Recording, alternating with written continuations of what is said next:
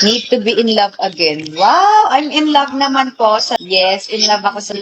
ano pinag-usapan namin? Mamaya na. Chika natin yan. I love you. Kwento kung bakit Mr. Bean. Ako secret na muna. Next time na yan. Take care ni Mama Dong. Ha? Opo. Pagbalik ko dito, makapal yung buhok niya.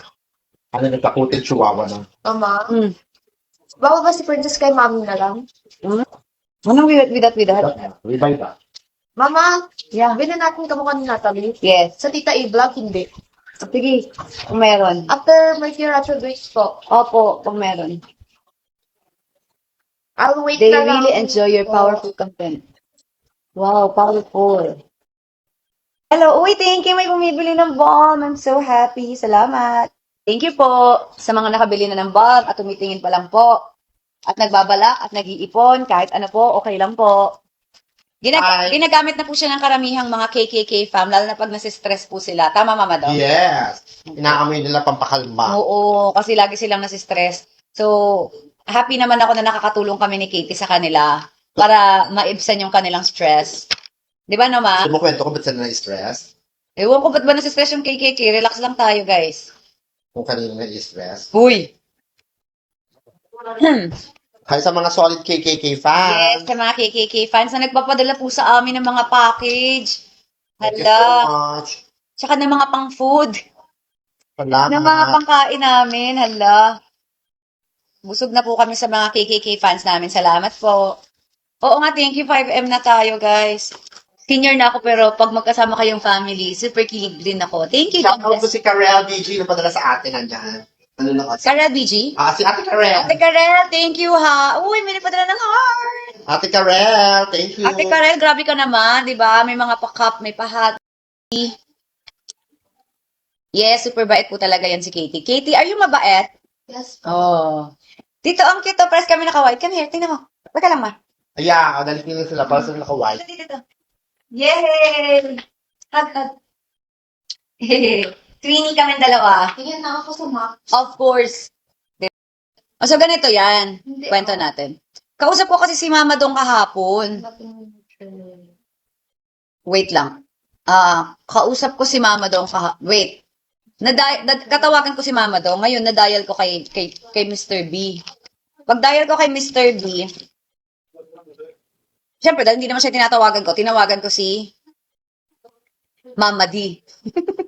Di ba? Oo. So, hindi ko na siya sinagot. Tinakausap ko na si Mama Dong. Hanggang sa, tumawag si Mr. B. Sabi ko, ay wait lang Mama Dong ha. Sabihin ko lang na, na-dial ko lang. Di ba? Oo. Pero si Mama D talaga yung tinatawagan ko.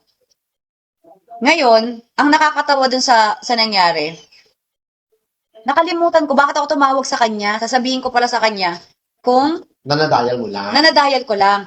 So sabi ko, kasi Mr. B, hindi ko tinatawagan ko si Mama D talaga. Kaso, biglang nadayal ko. Tapos parang nag-lag ako. Sabi ko sa kanya, so anong oras ka magpo-post ng ng vlog mo? Anong oras matatapos si Lara? Tapos biglang pumasok sa isip ko, akin ba yun? Ba't ako natatanong, di ba? Oo. Sabi ko sa kanya, wait lang Mr. B.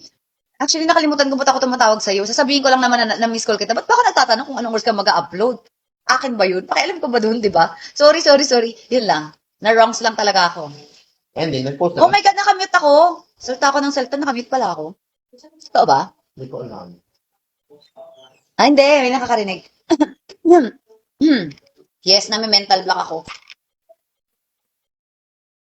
Hindi lang sa kanya ha, di ba? Lagi nga ako mental block. Since, kailan ba? Last year.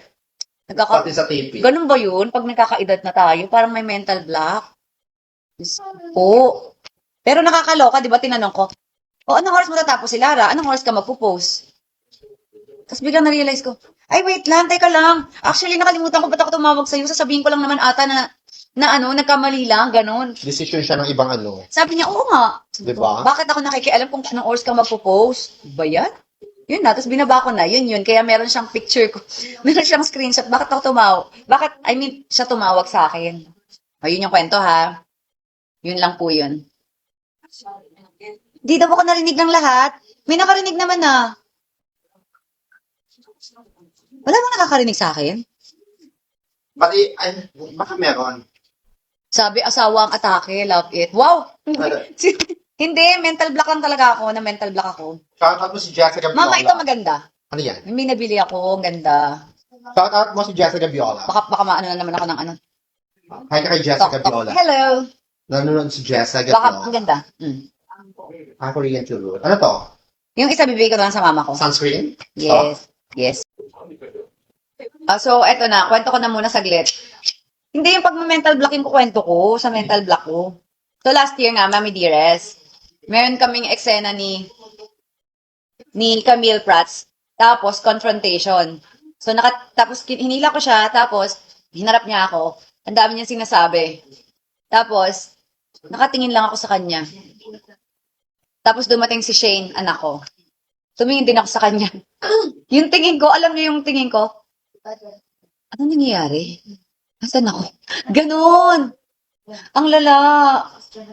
Normal ba yan? Normal ba yan, guys? Mental block. Tapos ka-eksena ko si Rocco din. Last year, ka-eksena ko dun sa Mommy Dearest. Confrontation din. So, ang dami niya ding sinasabi. Salita. O go part ko na. Nakatingin ako sa kanya. Alam niyo ginawa ko? Sobrang tagal kong tumitig sa kanya. Tinaas ko yung kamay ko. Para akong yung hinuhold up tapos wala na talaga. Parang present. Sabi ko, sorry po, nakalimutan ko po talaga.